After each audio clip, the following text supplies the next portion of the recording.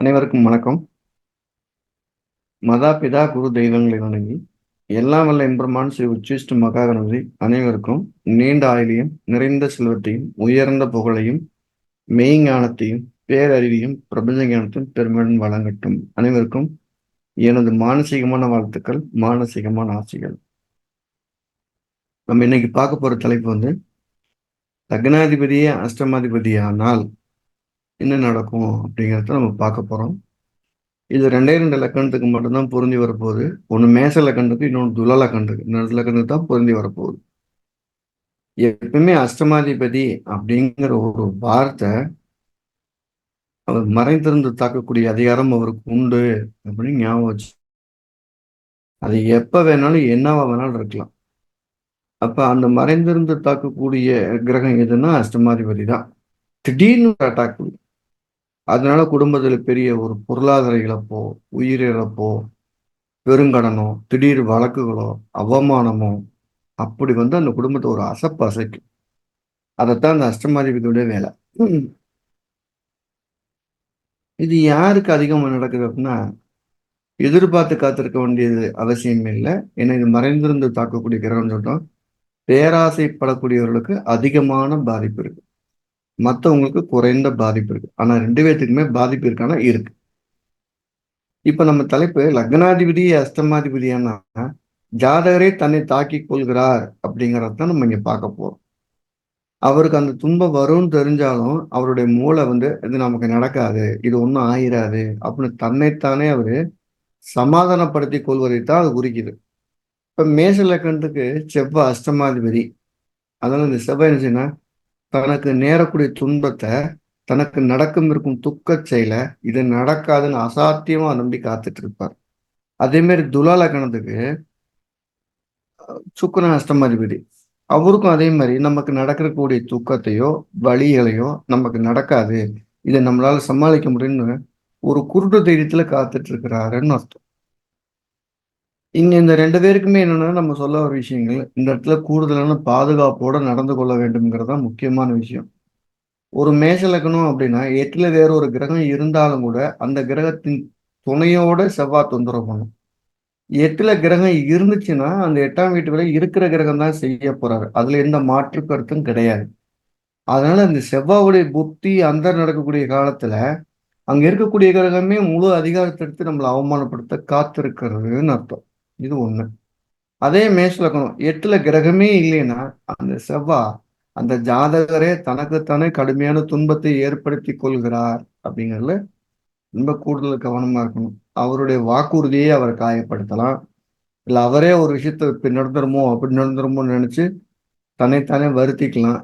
நிறைய பேர் ஒரு காதல் தோல்வியில் சூசைட் பண்ணிக்கிறோம். அவங்க ஜாதகத்தை பார்த்தீங்கன்னா அது அப்படி தெரியும். கடன்காரன் கேட்கறதுக்கு முன்னாலே ஊரை விட்டு ஓடி போற ஜாதகத்தை பார்த்தீங்கன்னாலும் தெரியும். வழக்கு வர்றதுக்கு முன்னக்கே வழக்குல தானே சரணடைஞ்சு பாதிக்கிற ஜாதத்தையும் பார்க்கலாம்.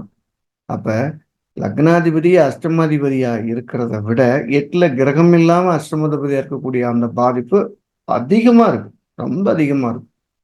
அதே துலா லக்னத்துக்கும் எட்டுல கிரகமே இல்லாம சுக்கிர தசையோ சுக்கிர புத்தியோ நடந்துச்சு அப்படின்னா அவர் லக்னாதிபதி வேலையும் செய்கிறாரு, அஷ்டமாதிபதி வேலையும் செய்கிறாரு. அப்ப தாங்குற இருமாப்ப அவர் நடக்கக்கூடிய துன்பத்தை ஒண்ணு இல்லைன்னு குருட்டு தைரியத்தை ஏற்படுத்தி துன்பத்தை ஏற்படுத்தி கொள்ளுகிறார் அப்படின்னு அர்த்தம். இப்ப லக்கணத்துல வேற ஒரு கிரகம் இருக்குன்னு வச்சுக்கோ, இந்த ரெண்டு பேத்துக்குமே மேஷ லக்கணத்துக்கும் துலா லக்கணத்துக்கும் லக்கணத்துல வேற ஒரு கிரகம் இருக்குன்னா எட்டுல கிரகம் இல்லாத போது மேஷ லக்கணத்துக்கு செவ்வாயும் துலா லக்கணம் சுக்கிரனும் எட்டாம் இடத்து வேலையை மட்டும்தான் பிரமிப்பா பெருசா செஞ்சிருவாங்க. அவங்கதான் அதிகமா பயப்படணும், ரொம்ப அதிகமா பயப்படணும். அவங்களுக்கு தான் கூடுதல் ஒரு பயம் காத்திருக்கிறது. அஷ்டமாதிபதினாலே அந்த குடும்பத்துக்குள்ள ஒரு தொந்தரவு வரப்போகுது அப்படிங்கிறத மறந்துடக்கூடாது. எட்டுல ஒரு கிரகம் இருந்து திசையோ புத்தியோ நடத்துச்சுன்னா ஒரு தொந்தரவு வரப்போகுதுங்கிறத மறந்துடக்கூடாது. இது நம்ம பலமுறை பதிவு செய்யப்பட்ட ஒன்று. சிலருக்கு வேலை இல்லாம இருக்கலாம், அந்த சமயத்துல அது பெரிய வலியை கொடுக்கும். அது வேலை இல்லையேன்னு நினைச்சிட்டு அதை அதார்த்தமா அடுத்ததுக்காக கொஞ்சம் படிக்கலாம், கொஞ்சம் முயற்சியை பாசிட்டிவா பண்ணலாம். அப்படி பண்றாலும் என்ன ஆகும்னா பெரிய துன்பம் வருது நம்ம தவிர்க்க முடியும். இன்னொன்னு, இந்த அஷ்டமாதிபதி புத்தியுடைய திசையுடைய காலங்கள்ல தன்னோட உடம்ப சரியா கவனிக்காம மட்டும் ரொம்ப அதிக பேர். எந்த லக்கணத்துக்கும் அஷ்டமாதிபதியோ இல்ல எட்டுல நிக்கிற கிரகமோ தனக்கு இருக்கக்கூடிய நோயை கண்டுக்கிறாம இல்ல சரியா கவனிக்காம சரியா மருத்துவம் பார்க்காம விட்டது மூலியமா அது உயிர் பயத்தை ஏற்படுத்துதுங்கிறத மறந்துடக்கூடாது. நான் சொன்ன மாதிரி மேஷ லக்னத்துக்கு செவ்வாய் எட்டுல எந்த கிரகமே இல்லாத போது அவருக்கு வந்த நோயை அவர் ஒன்றும் இல்லை ஒன்றும் இல்லைன்னு தனக்குத்தானே வைத்தியம் பார்த்து ஒரு பெரிய நோயா மாத்துறதுக்கோ இல்லை துர்மரணம் அடைறதுக்கோ வாய்ப்பு இருக்கு. அதே லக்னாதிபதி துலா லக்னத்துக்கு எட்டுல இருக்காருன்னு வச்சுக்கிறோம். லக்னத்துல வேற ஒரு கிரகம் இருந்துச்சுன்னா அந்த சுக்கரனே பேராசி மூலியமாக பெருஅழிவை தருவதற்கு வாய்ப்பு இருக்கு. சரி, இதுல இருந்து தவிர்ப்பதற்கு என்ன வழி அப்படின்னா, அந்த ஜாதகரே வேறொரு மாநிலத்துக்கு வேறொரு நாட்டுக்கு போனா அந்த கண்டம் தனக்கு வர்றதை உணர முடியும். அந்த கண்டத்தோட அளவை குறைக்க முடியும். இல்லைன்னு தப்பிக்கிறதுக்கான வாய்ப்பு குறையும். ஸோ இந்த எப்பவுமே லக்னாதிபதி மறைஞ்சிருக்கும் எல்லாருமே வெளிநாடு வெளி மாநிலங்கள்ல 100% சிறப்பாக இருக்கிறார்கள்.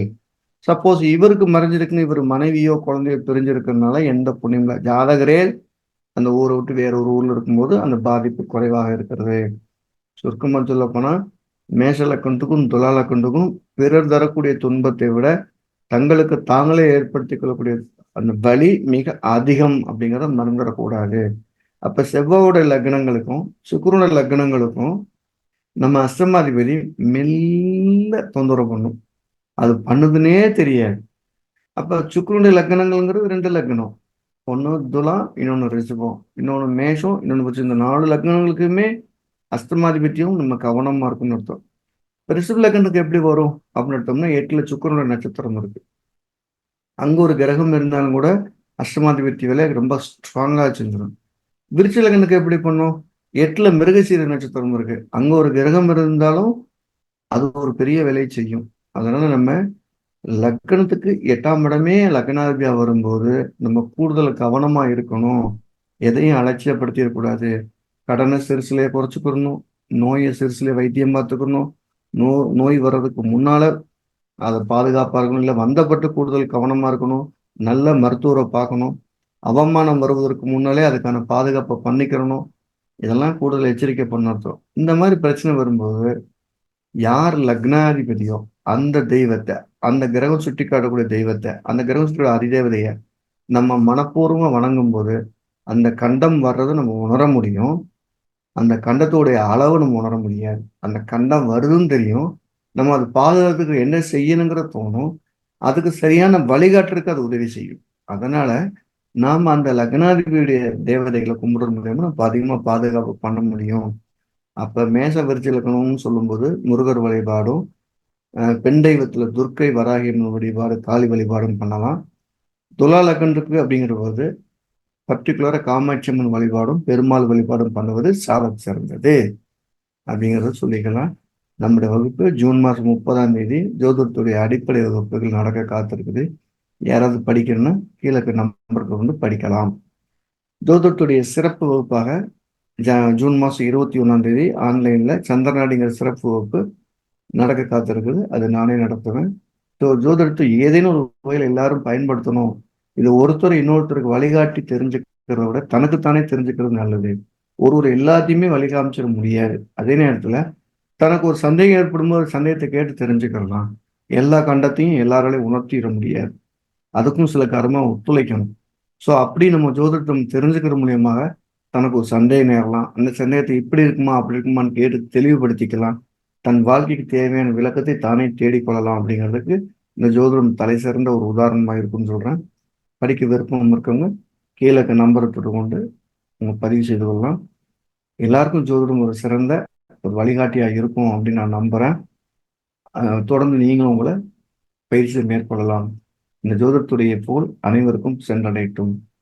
எல்லாம் வல்ல எம்பெருமான் ஸ்ரீ உச்சிஷ்ட மகா கணபதி அனைவருக்கும் நீண்ட ஆயுளையும் நிறைந்த செல்வத்தையும் உயர்ந்த புகழையும் மெய்ஞானத்தையும் பேரறிவையும் பிரபஞ்ச ஞானத்தையும் பெருமையுடன் வழங்கட்டும். அனைவருக்கும் எனது மானசீகமான வாழ்த்துக்கள், மானசீகமான ஆசைகள்.